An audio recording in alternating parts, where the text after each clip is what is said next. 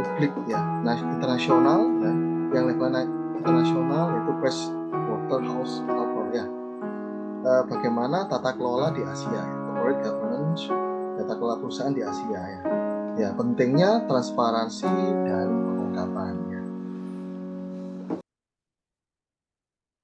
Ya, oke.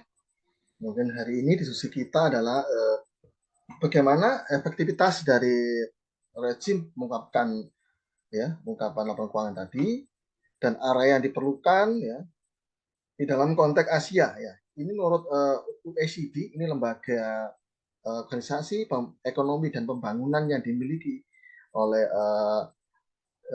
salah satu bagian dari United Nations PBB ya, bahwa di sini Amerika ya versus isu di Asia ya, tentunya terkait dengan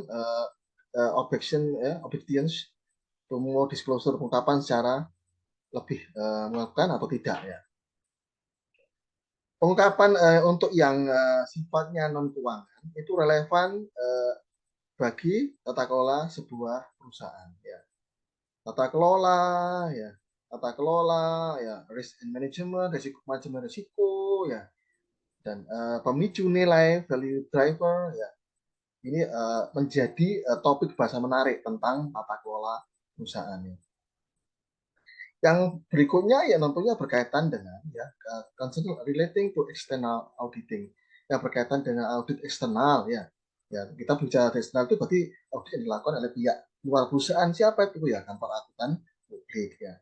Yaitu adalah masalah bagaimana, apakah independen atau tidak akuntan publik itu dalam memberikan pelayanan ya. Salah satunya adalah memberikan penilaian, opini ya, atau decision, kesimpulan. Dan bagaimana dengan standarnya? Standar nggak mengikuti standar internasional nggak? Ya, ini menjadi hal yang menarik di sini. Ya. Terus bagaimana proses audit kuncinya? Ya, tentu Anda yang bagi yang auditing sudah mempelajari bagaimana audit pendahuluan ya, terus tahapan pelaksanaan audit ya, sampai nanti bagaimana membuat laporan untuk manajemen ya. Yang terakhir itu ya. Ini ya, bagaimana proses kunci auditnya? Berjalan dengan baik apa enggak? Ya, tentu salah satu kunci apakah benar dibuatkan suatu pertanyaan ya, tentang pendalian internal. Jadi kalau Anda auditing 2 mungkin sudah dikenalkan VIC ya. Jadi question internal control. Jadi pertanyaan untuk audit apakah pelaksanaan pendalian internal itu bagus nggak di perusahaan itu. Nah, ini apakah berjalan dengan baik atau tidak? Apakah nggak ada itu langsung diberikan opini. Nah, berarti kalau itu berarti masih tidak transparan ya dalam pelaksanaan audit. Yang berikutnya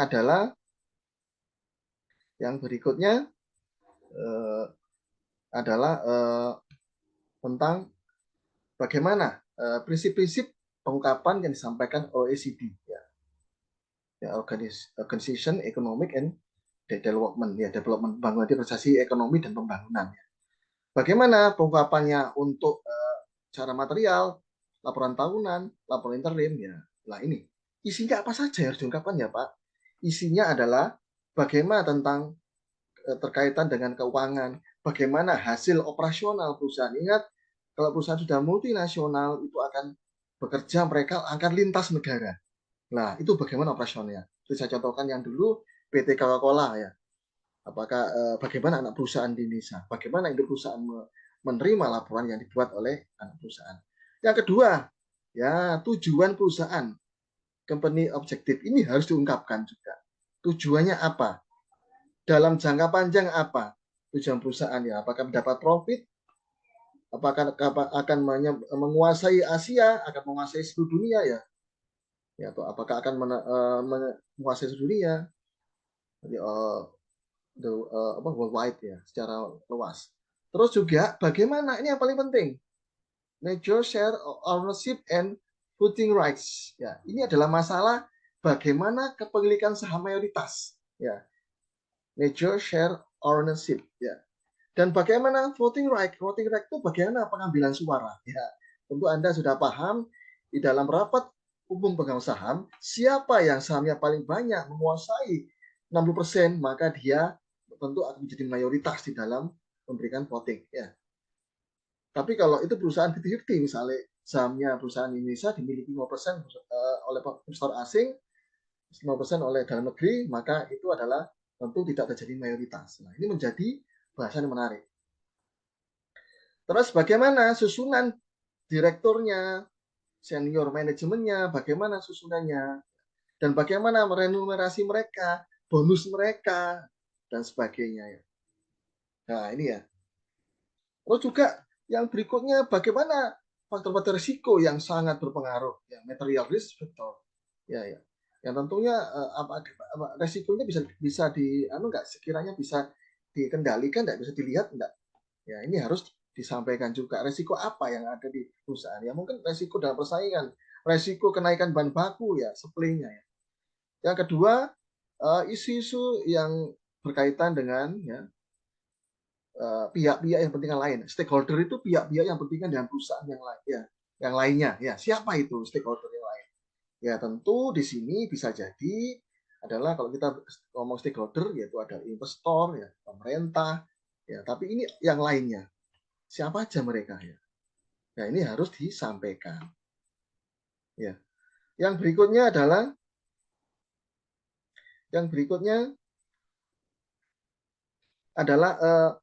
bagaimana struktur tata kelola dan kebijakan perusahaan. Nah, ini juga harus disampaikan. Bagaimana struktur dan tata kelola perusahaan.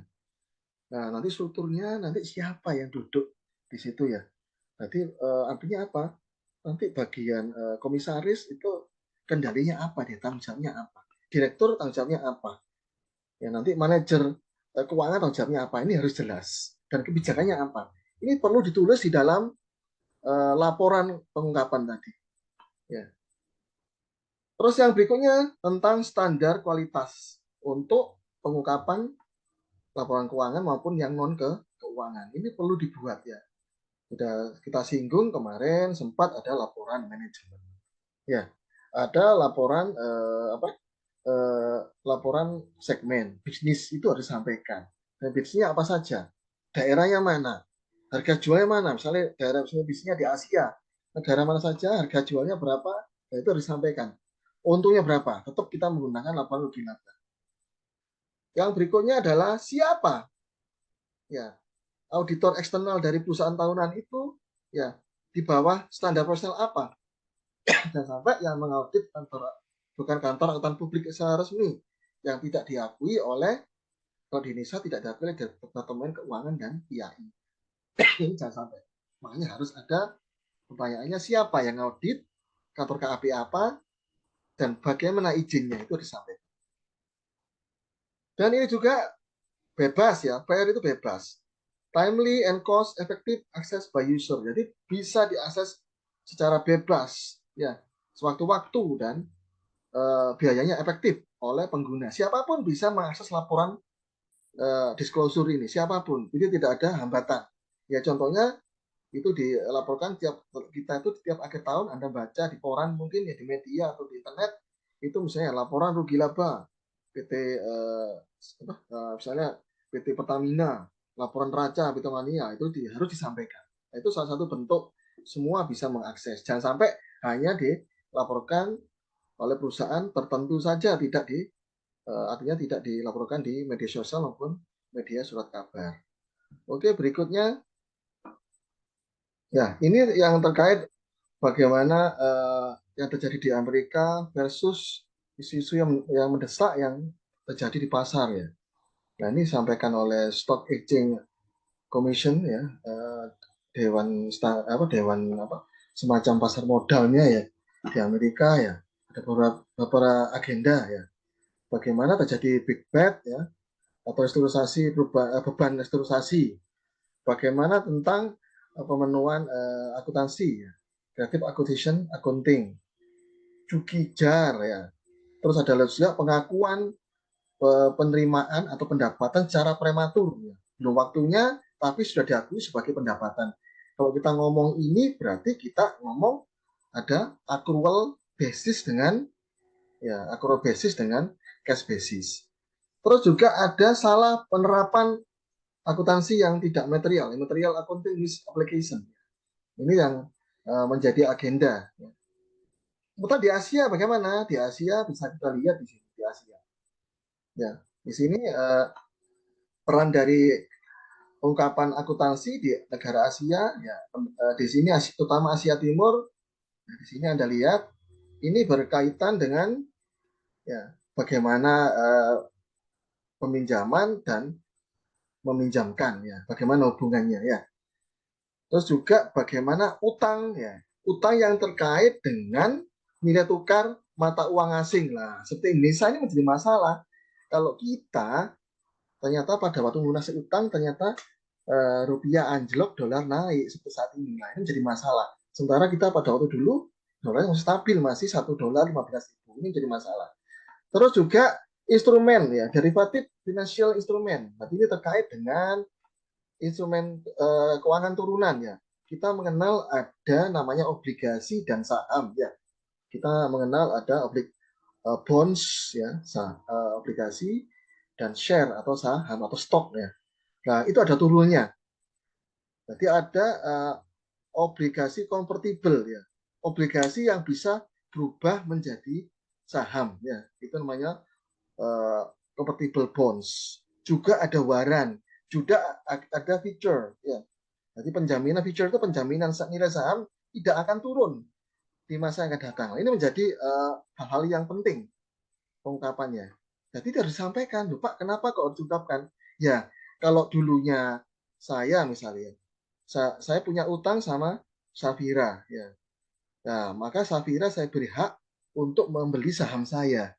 Ya, itu harus diungkapkan. Loh, dulunya kan, dulu kan Pak Hendrik punya utang sama Safira. Dulu kan menjual obligasi. Kenapa kok sekarang menjadi Safira menjadi pemilik perusahaan Pak Hendrik lah?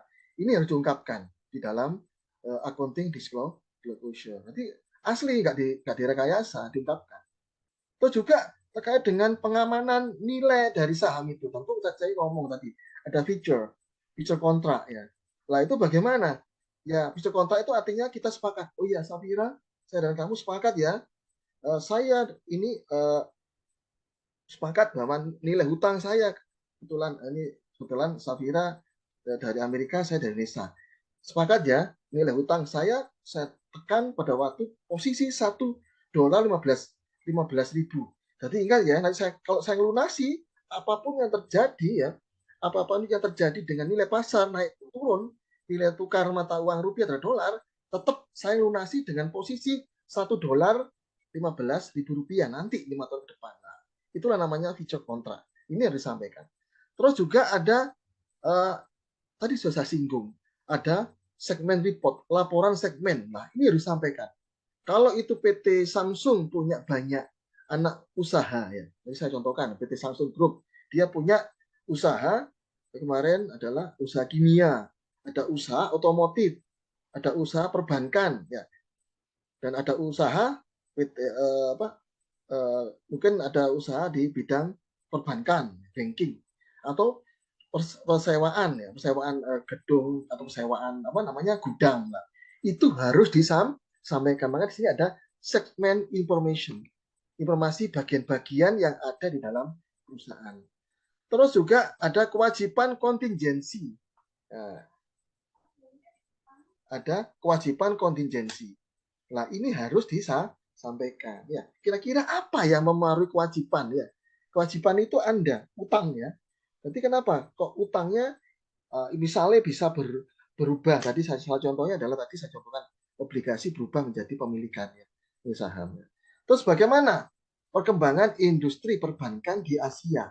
Nah, ini harus diungkapkan karena yang jelas begitu Bank Sentral Amerika atau FED ya, Fed ya, suku bunga FED di Amerika naikkan suku bunga. Indonesia ikut-ikutan juga. Bank Indonesia juga ikut-ikutan menaikkan suku bunga. Nah, ini juga harus disampaikan bagaimana perkembangan industri perbankan ya. Oke, saya lanjut. Ya. Nah, ini typical objection include yang termasuk typical objection ya, penghalang yaitu pengungkapan dilihat sebagai apa ya, comprehension ya, not complain ya, tapi compliance ya. Complain itu adalah kepatuhan, tugas kepatuhan di mana ya hanya menampilkan secara minimum, ditampilkan ya, semuanya ya. Jadi di sini ada batasannya, minimal yang diungkapkan itu berapa ya, gitu ya. Ada harus ya dilihat. Terus ini yang menarik ya. Apakah perusahaan Anda itu dikuasai oleh keluarga ya? Family oriented business ya. Ya, jadi bisnis yang diorientasikan keluarga, mengatakan tata kelola adalah ini ya, menjadi tujuan menjadi intinya gini, tata kelola itu adalah menjadi penghalang bagi kami perusahaan yang dimiliki keluarga, intinya gitu ya. Jadi ini tentu akan menghalangi bagaimana saya akan mengeruk keuntungan sebesar-besarnya. Maka Anda, kalau saya tanya ya, Anda setuju nggak perusahaan yang dimiliki ya family ya, family owned corporate dengan ya perusahaan yang umum ya, generally corporate ya. Tentu Anda akan memilih perusahaan yang benar-benar dimiliki oleh secara umum, yaitu tentu dimiliki oleh investor ya. Anda tentu harus kenakan ada pemegang saham ya. Ini lebih objektif daripada perusahaan dimiliki oleh keluarga. Terus apalagi ketakutan ya akan pengungkapan informasi secara kompetitif ya. Ya tentunya ini menjadi menakutkan ya. Maka bagi perusahaan yang tidak menggunakan secara penuh, maka oleh pesaingnya, karena pesaingnya berani, karena dia sukses, para pesaing perusahaan lainnya itu mengungkapkan secara penuh. Para kita masih semi disclosure, sementara kita sudah full disclosure ya. Sementara maksudnya si pesaing kita sudah full disclosure, kita masih semi. Nah, ini menjadi alat bagi pesaing untuk menjatuhkan nama baik ya perusahaan kita ya, itu ya. Terus juga pasar ya. The market will always expect it ya. The market will always expect it ya, akan mengharapkan ini dan akan menghukum ya. Punish bad news ya, akan menghukum berita-berita ya, artinya image yang perusahaan yang image-nya buruk. Nah, ini menakutkan. Wait, misalnya contoh Samsung. PT Samsung ternyata merusak lingkungan. Nah, ini tentu pasar akan menghukum. Ya, kalau gitu kita hindari, kalau usah dibeli saham perusahaan dari Samsung. PT Astra merusak, PT Astra merusak, misalnya seperti itu ya. Maka ini akan menjadi menarik. Merusak lingkungan, dan PT Astra Agrestarinya di Kalimantan merusak lingkungan babat hutan. Nah, ini akan menjadi makanan empuk bagi para investor ya, lainnya untuk membeli, tidak akan membeli saham perusahaan. Oke, itu berikutnya ya. Bagaimana pengungkapan yang non keuangan, non financial disclosure? Ya, di dalam akuntansi tradisional ya, peningkatan bermanfaat secara terbatas dan tidak ya, does not always provide needed information, dan tidak selalu memberikan informasi yang diperlukan. Ya, ini ya. Tidak selalu memberikan informasi yang diperlukan. Ya. Ya, apa yang mencakupan di dalam pengungkapan non keuangan? Nah, berarti harus disampaikan di sini bagaimana strategi perusahaan yang diterapkan ya, dan bagaimana anggota dewan direksi, dan bagaimana kebijakannya, dan bagaimana pemberian kompensasi pada karyawan ya, staff, dan bagaimana kebijakannya dalam mengatasi resiko ya, kebijakan mengelola resiko, risk management exercise, dan bagaimana kepatuhannya dengan ya praktek bisnis yang baik ya, kode best practice ya. Praktek bisnis yang baik itu kayak bagaimana, patuh apa enggak? Tadi salah satunya kan adalah disclosure, pengungkapan, dan keterbukaan, transparan ya, itu adalah kan pemicu nilainya ya, value drivernya ya, driver bukan pengemudi, di sini adalah pemicu ya, seperti pengembangan produk baru bagaimana ya, apakah mengikuti tren permintaan dari konsumen ya. Yang kedua, bagaimana konsumen yang bertahan kepada produk perusahaan ya, customer retention ya, bagaimana ini ya, retention itu memperpanjang ya, retention itu bertahan panjang, makanya ini sini adalah Bagaimana konsumen lama tetap mencintai produk Anda sampai kapanpun, nanti cinta sejati terhadap produk perusahaan. Terus bagaimana pangsa pasar, penguasaan pasar dari perusahaan, market share, dan bagaimana pertumbuhan bisnis dari perusahaan. Ini harus disampaikan. Terus bagaimana kualitas produknya? Nah, apakah produknya sudah mempunyai standar internasional? Ya. Nah, berarti apa? ISO, apakah sudah memenuhi ISO, International Standard Organization? Ataukah kalau Indonesia sudah SNI? Ya. Yang berikutnya, bagaimana kepuasan karya? Maka pertanyaannya, apakah sudah siap perusahaan-perusahaan Indonesia menyampaikan laporan keuangan seperti ini? Kalau mereka perusahaan itu nanti listing di bursa efek di negara di Eropa maupun di Amerika. Nah, ini menjadi pertanyaannya. Tentu di Indonesia kondisi seperti ini adalah hal yang masih menjadi debatable. Ya. Yang berikutnya, ya. Nah, ini adalah fokus dari prinsip dari call press ya. Bagaimana memberikan pendekatan yang fokus pada pasar, more market focus approach ya. Nah, masalah akuntabilitas, masalah transparansi, yang ketiga masalah visi jangka panjang, long term vision ya. Bagaimana? Apakah ini sudah disampaikan ya? Jadi kalau yang akuntabilitas ya terbuka, bisa diakses mengenai kondisi dari perusahaan dan kinerja tim perusahaan. Terus mengungkapkan bagaimana ya putusan-putusan kunci yang dibuat ya. Disclose how key decision are made ya.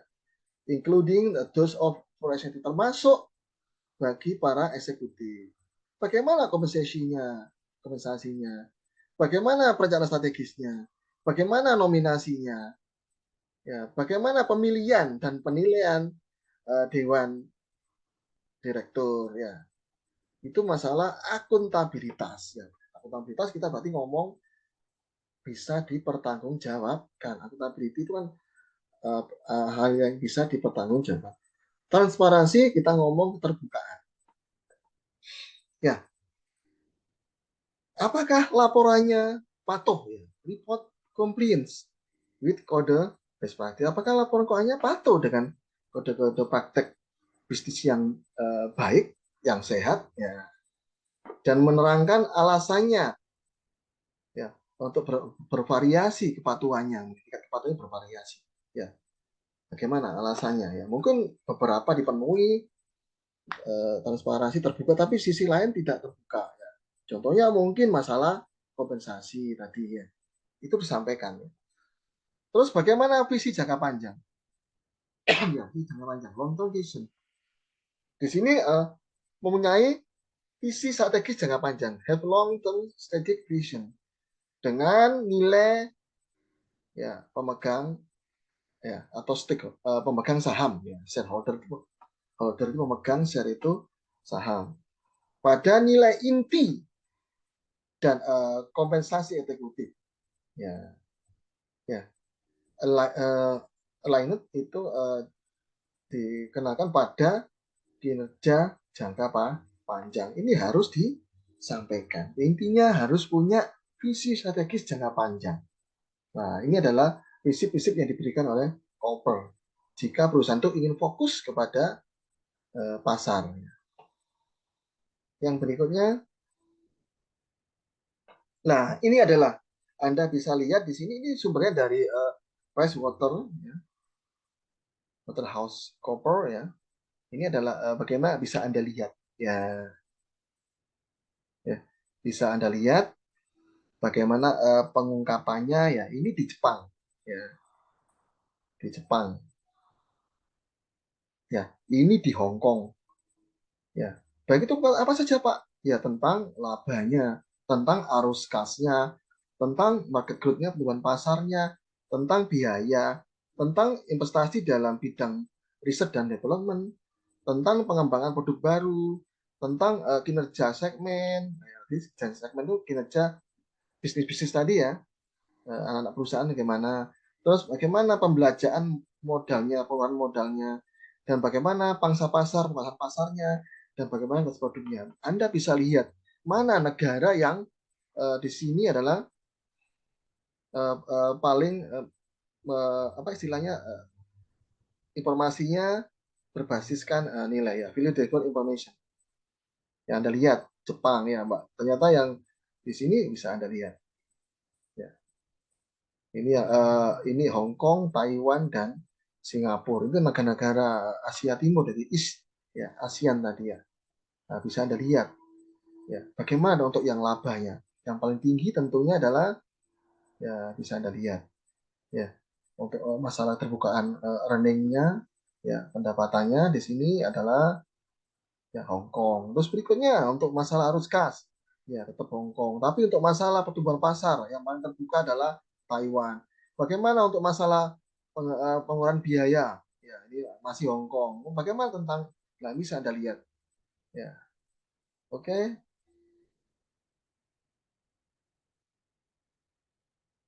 Ya. Ya. Bukti ya. Bukti bahwa tata kelola perusahaan yang baik ya, evident good corporate governance ya, itu akan mengarah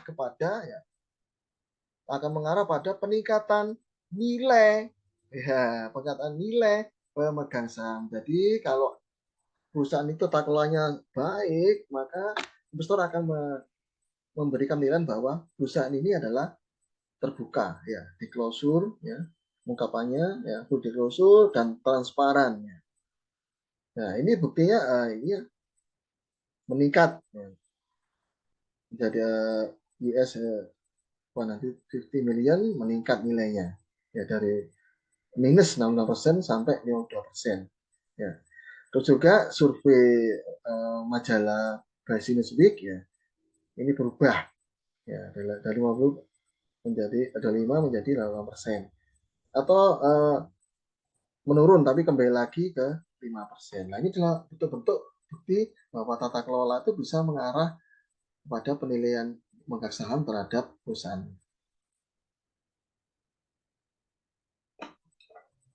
Nah, bagaimana berkenaan dengan audit eksternal ya, concern relating to external audit ya. Oh, itu adalah masalah independensi.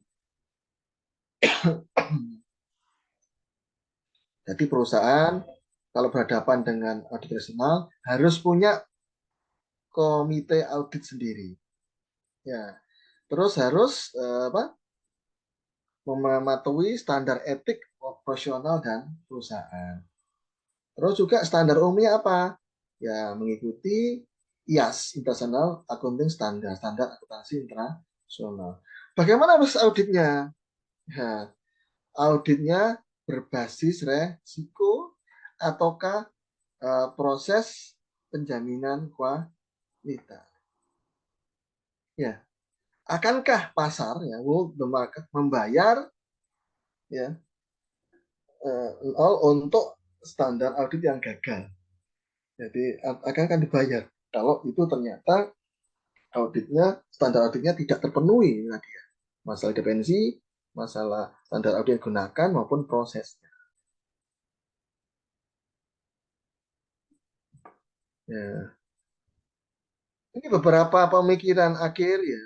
Ini beberapa pemikiran akhir ya. Sang final tahu bahwa pasar modal global ya akan ya, secara jelas ya memberikan informasi keuangan yang relevan.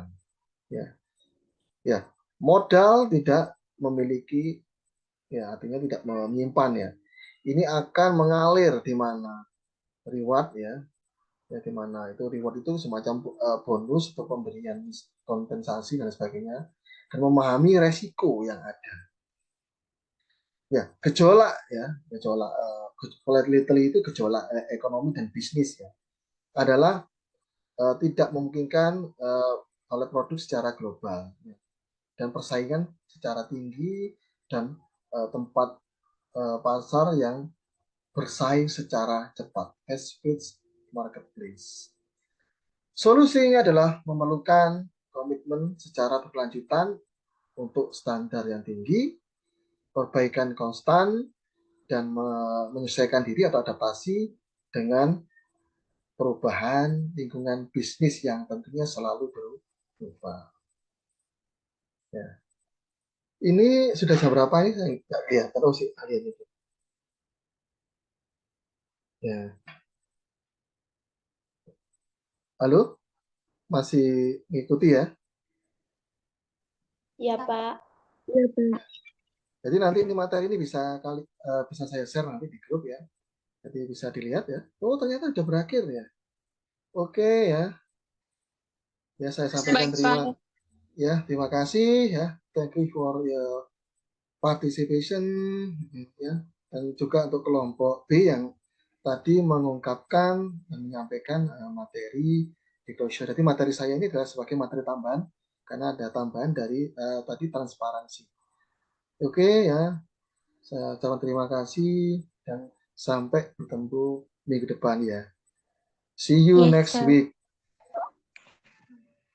Ya, see you next week. See you. See you soon. Soon. See you soon. Ya, bentar ya. Oke, tutupnya dulu.